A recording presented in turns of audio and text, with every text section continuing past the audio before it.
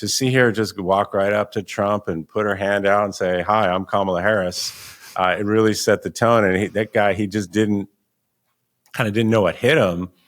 And then it was just, one thing after another. And it was relentless the entire time, from start to finish. There was no let up. And she walked off. She said, "Well, how did I do?" I'm like, "How did you do? You crushed it. What are you kidding me?" And it was just one of those fun little couple moments where, no, honey, this was unbelievable.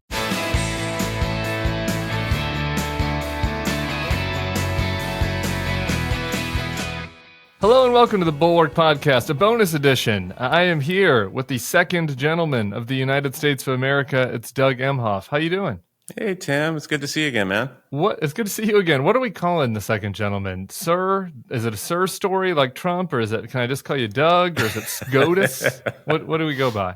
You can do SG. SG. We can keep it more casual since we've met. Since we've met once, I can do SG. But just not Dougie. Only she can call me Dougie. Okay. I promise. It won't escape my lips.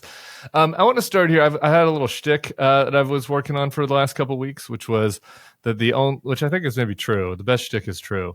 That the only person that was having a better time on debate night than I was the second gentleman himself, SG, watching that all come into form. So I'm curious. I mean, she had to, I know that you love your wife and are proud of her and admire her, but she had to exceed even your expectations. So talk to me what that, because the watching experience is sometimes more nervous than the participating. So what was that like for you? Yeah, so I was around her a little bit because I was doing events and we were in Pittsburgh, or she was in Pittsburgh for a couple of days for the prep, and I was kind of in and out doing events. So I was actually not around her a lot. And a joke, we had like one romantic, they gave us like an hour to kind of have couple time, and that turned out to be a nice romantic stroll on a tarmac of a Air Force base. And so... but being around her, I could just sense that she was just really ready, and because she was calm, she wasn't saying much, and she looked very focused and determined, a lot like she looked before her DNC speech. So I've been around her enough around some of her moments, but it was really that day when it was kind of like just very calm, very collected. You could see the focus. We didn't really talk a lot. I think she was just really processing. So I thought she was going to kill it. I really did. So I was nervous, but not really, because I know her so well. And I know this whole entire compressed campaign, she's just been stepping up, and the expectations, the pressure, the country, the world needs a leader right now. And she has really stepped up in kind of the most badass version of a badass person. And so, I was confident, but you never know until you get out there. And to see her just walk right up to Trump and put her hand out and say, "Hi, I'm Kamala Harris," it really set the tone. And that guy, he just didn't know what hit him. And then it was just, one thing after another. And it was relentless the entire time, from start to finish. There was no let up. And that's what I like too. It wasn't where she scored a few points and it said, "Okay, I'll just mail it." And it just kept going and going. And it was really a lot of pride. But she walked off the stage, and I was just in a little soundless room watching it. And she walked off. She said, "Well, how did I do?" I'm like, "How did you do? You crushed it. What are you kidding me?" And it was just one of those fun little couple moments where, no, honey, this was unbelievable. You nailed it. I love so much about that. I love that they give you a 1 hour conjugal visit on the tarmac. I love that she was ready. I had to tell you, the Trump, it's impressive to me. I just have to say, so from my perspective, having been backstage at all his 2016 debates in the primaries against him, all those men, I got to tell you, including my boss, I'm not speaking out of school, he'll say it, Marco, going all the way down, Scott Walker, going all the way down the line. They were nervous. They just didn't. It's a different animal. It's not like a politics debate. You have this guy. You don't know what he's going to say. The more people are watching than have ever watched anything. Like, he's a total wild card. And so, like, the fact that she maintained so much calm there, I do think really was like a test of ability to rise to a moment, which is an important trait in a president. Yeah, and you remember, Tim, how she started her career. I mean, facing down murderers and rapists and sex offenders and putting them away and facing down transnational gangs. So she's a super tough, fearless woman for real. Yeah. And so she's not afraid of anything, and certainly not him. And that showed too, because she really approached it the way she does everything. Like, I'm not afraid of you, and I'm just going to bring it right to you.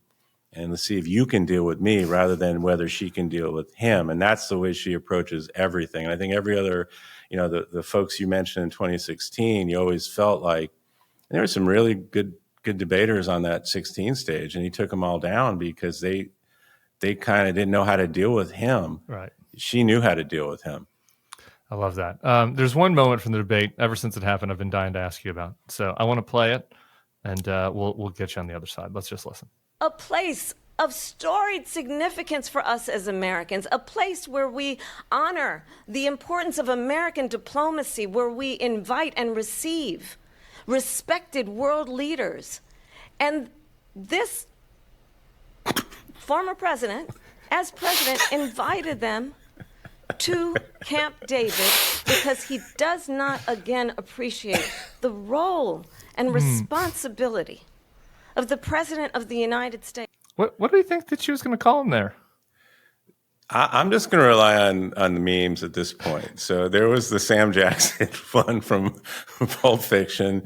I'm not saying this is what she was trying to say, but there is a funny meme of her when somebody asked her what her favorite, cuss word was. She said it starts with an M and ends with an and it feels like it might have crossed the mind. It might have. I just know what I got sent on my various, group chats. I thought you might have inside info, though. I thought maybe one time you might have known that look, like across the kitchen. Well, she's like, what is this, like spousal privilege or whatever? Yeah, okay. I'll grant spousal privilege. Some of these things will just have to remain between us. But, we'll grant spousal privilege. I want to go back to your career. I was listening to your interview with my man Heilman a couple weeks ago, and you guys were talking about one of your mottos when in your legal career about that was "stay mad." It's funny you referenced that one time we met before, and it was like the one thing that we really talked about, and I think connected over was the fact that like both of us at times get frustrated with the fact that there's some complacency out there, and that a lot of people are not staying mad at Donald Trump and the threat of him, be that media, be that political opponents, be that whoever. So anyway, I'm curious for you to repeat for our listeners kind of what that motto means and then how it applies to the challenge of taking on Trump. So it really started when I was a good kid athlete. I played a lot of competitive sports. Yes, it's true.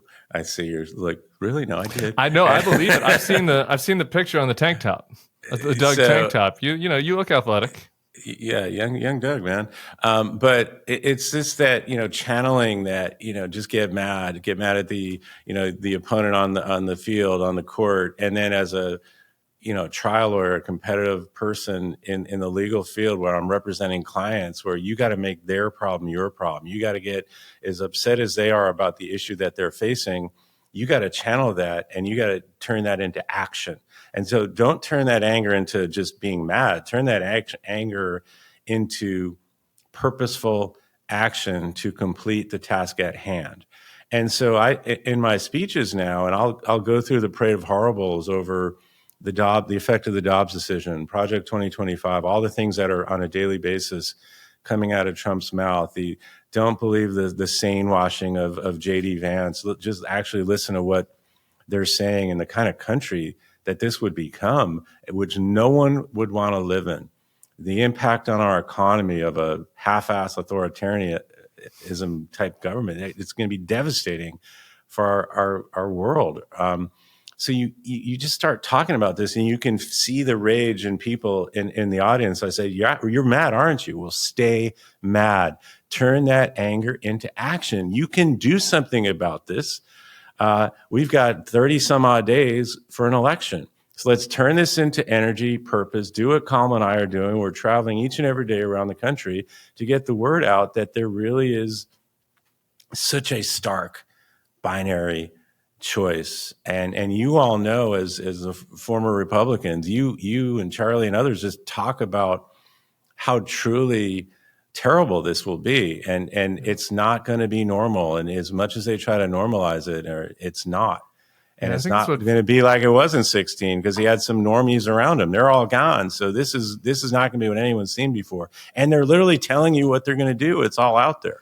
Yeah, and so get mad, turn it into action, and let's get out and register, and let's get out and vote. Amen. And the statement for me is like, I don't know. It does just feel at times like there's a little bit of complacency. Like I was watching Liz yesterday with the vice president, and the two of them, they have it. Like the fire is in the belly. Yeah. And I'm watching going, like, why is it only Liz? Like, I know that there are other people out there, my man Adam Kinzinger and others, but don't at some point, don't you feel like it is incumbent within the Stay Mad ethos on more people to kind of spend the next 30 days closing the deal here? Definitely.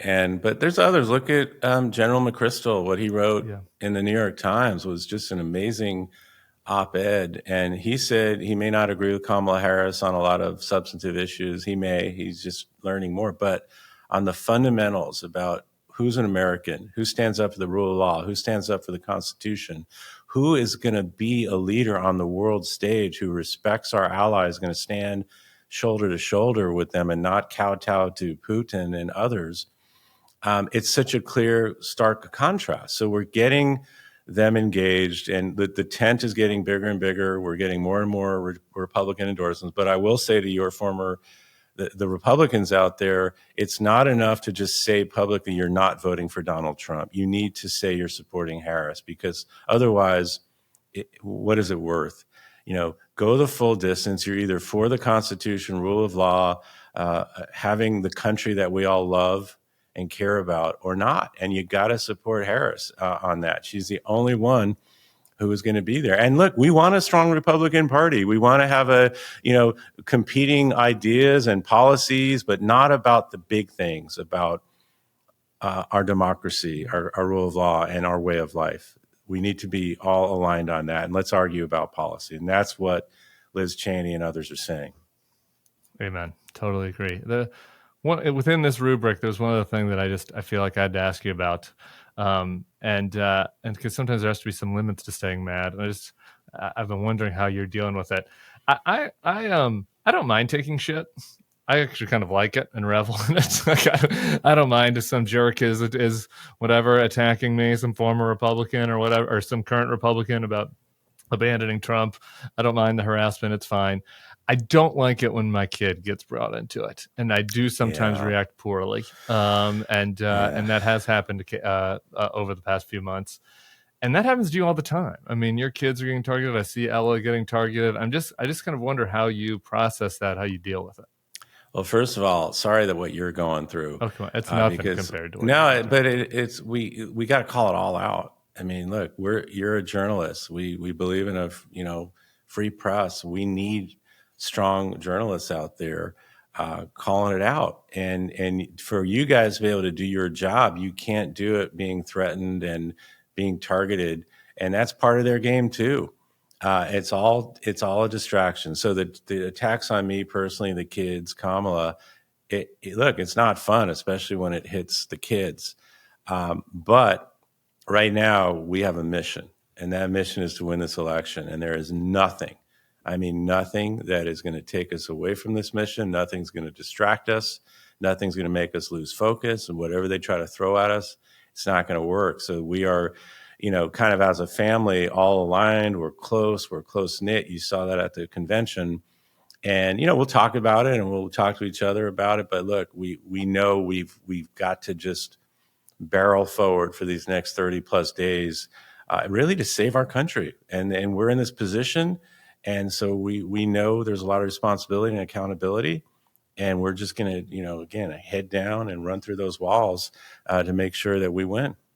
One other behind the scenes thing, though, when the other time we got to meet that kind of surprised me was when I was meeting the vice president. I guess it didn't surprise me. It struck me how the just lengths of the prep that she was doing, the seriousness, the binders. She was showing us the binders.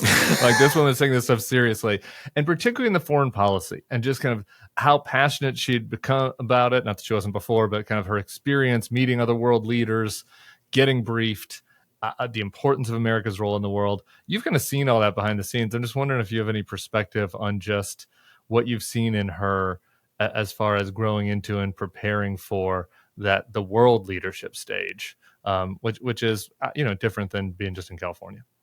Right. Well, so when I came in, I knew her as Attorney General, just being a lawyer. She's a prodigiously talented, smart person. She just is. So she starts from a place of just massive intelligence and talent.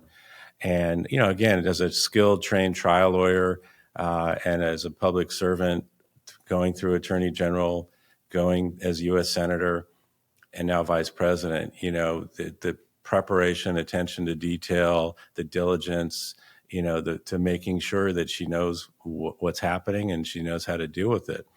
There's also 4 years as vice president really prepares you to be president. And look, 4 years of being in the Oval, 4 years of being in the sit room, and 4 years of not thinking about what it would be like to be on the world stage, but actually being on the world stage and doing serious things, which she talked about in the debate. And you can see the difference, the way she talked about Zelensky and Putin, the seriousness, the way she talked about other issues, and the way he, was just making stuff up. And then you can really see the split screen after the debate when she was with Zelensky, shoulder to shoulder, ally to ally. And then you see Trump bragging about his relationship with Putin to Zelensky. It's just this contrast is so stark. And so, no, I'm not surprised because she approaches everything with this diligence, but it's those hours clocked doing the hard things as vice president, and then her own natural talent and skill and ability to rise when the pressure's highest, which we've now seen from the day that President Biden decided to not go forward with the campaign. You saw it at the DNC speech. You saw it at the debate. You're seeing it every day out on the campaign trail. She's just really elevated who she is. And it's just, I'm not surprised, very proud of her, but there's no time for, hey, honey, you're doing great. And hey, look at you. And look at this. Anytime I remotely express any kind of wonderment at anything, she just literally takes my head and says, get back out there on the road. Okay. We got to win. None of this matters unless we win. So just, stop talking and get back out there and work. Thank God.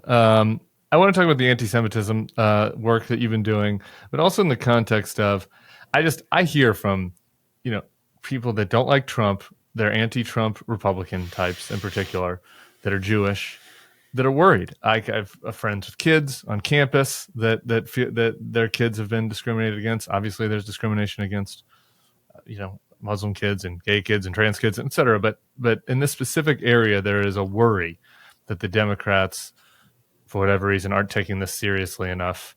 This is something you've been working on. Talk about your work and how seriously you and the vice president would take the anti-Semitism issue should she win in November. Yeah, so thanks for bringing this up. And it's a crisis. It's a crisis of anti-Semitism. There's a crisis of hate. From day one, when she and Joe Biden were elected, and I was frankly struggling a little bit with, okay, what do I do now? Because I didn't realize when Joe Biden tapped her to be VP in August of 2020, that was actually the last day I worked as a lawyer in a career that I loved, was passionate about. And so when they won and took office in January of 2021, I was like, okay, what do I do now? And so Kamala was the one who really pushed me to lean into the fight against anti-Semitism. She said, look, you're the first Jewish person ever in this role. We already knew we had Charlottesville with the tiki torches. Jews will not replace us. We had the horrific shooting at the Tree of Life Synagogue in Pittsburgh, and other things were already boiling up. So she was the one who pushed me, and that push led to the first ever national strategy to combat anti-Semitism, which was put out by the Biden-Harris White House in 2023. So that was pre-October 7th. None of that would have happened without the vice president pushing me and pushing the administration to take on this fight. Moreover, I tell my Jewish friends, it's like I didn't have to explain to her who I was as a Jewish person when we met. She knew who I was. She had been to Israel. She knew our customs, our culture. And in fact, she was the one who was like, look, let's make sure you get to live openly and proudly as a Jewish person at the residence. So when you were there, hopefully you saw the mezuzah on the front door and our menorahs and our seders and all the things that we've done openly and publicly, and it's because of her. And since October 7th, that horrific day, she has been on the front lines of the fight against this crisis, whether it be on college campuses and other places. So I have this conversation a lot. I think you should judge her by what she is saying.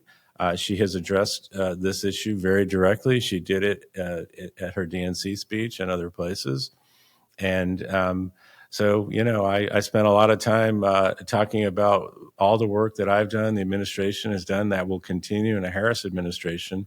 And that includes on campuses, too. Yeah, of course. And look, the kids on campuses, I've met with lots of them. I've been to a lot of the campuses, especially ones that have been affected, such as Cornell. And it's the same message. Like, we have your back.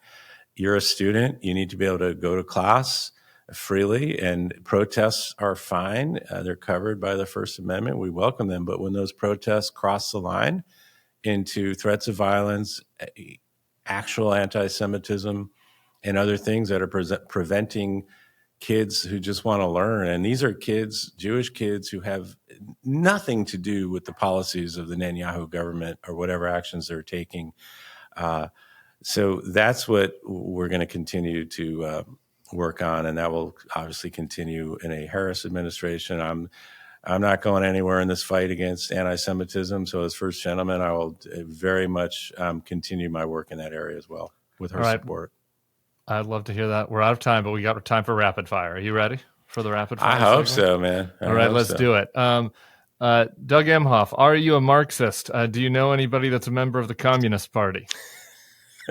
No, and I'm married to a capitalist. That's important. Okay, good to know. I'm glad we cleared that up. Best dish the capitalist that you're married to cooks? She's such a great cook, but I've got to go with roast chicken. Like that's kind of, I think someone asked me once, like, if you can only have one meal forever that she made. It's like she does it. It's like a 2-day process. It's, she puts it in the fridge overnight, all kinds of stuff, and bastes it. It's just one of those crispy on the outside, tender on the inside deals, and it's really good. Sounds nice. All right. And with a little side of cornbread, and it's good. We're in the Jewish high holidays. We had Rosh Hashanah, Yom Kippur coming up. Do you have a favorite Jewish holiday or tradition? I like Passover. I think Passover is one of everyone's favorites because it's a communal gathering, and everyone goes around and has a participation from oldest to youngest, and you get to try all different kinds of things you probably never eat during the year, and it really brings folks together. So the Seder is probably one of my best moments. You're an LA guy. She's a Bay guy, but she's a Bay woman, so there's a little bit of a rivalry there on the sports side, but we're just going to focus on LA. I want an LA sports Mount Rushmore. I'm giving you Magic. We're starting with Magic. Well, I'm such a Laker guy. So it's all Lakers? It's almost Lakers, it's like Riley, Magic, Kareem, Shaq, Kobe, LeBron. We're cutting Kobe? No, okay, this is a Lakers Mount Rushmore. You only get 4. Oh, my God. You only get 4. Kareem, Magic, Shaq, and Kobe, because LeBron's still playing. So that's the only reason LeBron's not on it. LeBron's cut. I'm going to send that to Mendelsohn to make sure he sees that LeBron got cut. All right, final thing. We always have an outro on this podcast, an outro song, something that fits the theme of the pod. You're going to see Michael Stipe and Jason Isbell tonight and at an event for the Harris Walls team. So I want to hear your best concert and let you pick the outro song for the show. Well, since I'm so focused on the event tonight, and I was going through kind of my remembrances and with my little brother, and we were reminded that we saw REM at the Hollywood Palladium in June of 1984 on the Reckoning tour. Wow. So I'm gonna go for that concert. I I think a local LA band called the Dream Syndicate, I believe, opened. So this was like on the ascendancy of REM. You knew they were going places, and then of course they climbed the ladder to the amphitheater, to the Forum, to the stadium. And so I'm going to go with that era. And since South Central Rain is my favorite song from that particular album, we can do South Central Rain as the outro. I love it. We're hoping for sunshine in the election, but it's raining here in New Orleans, so we can have a little South Central rain to take us out today. Doug Emhoff, second gentleman of the United States, thank you so much for coming on the Bulwark Podcast. I hope to see you out on the campaign trail. Stay mad. Thanks, we need you to go kick his ass, all right? Thanks for all you're doing and telling the truth and getting your former Republicans out there to vote for Harrison Walz. Let's save our country.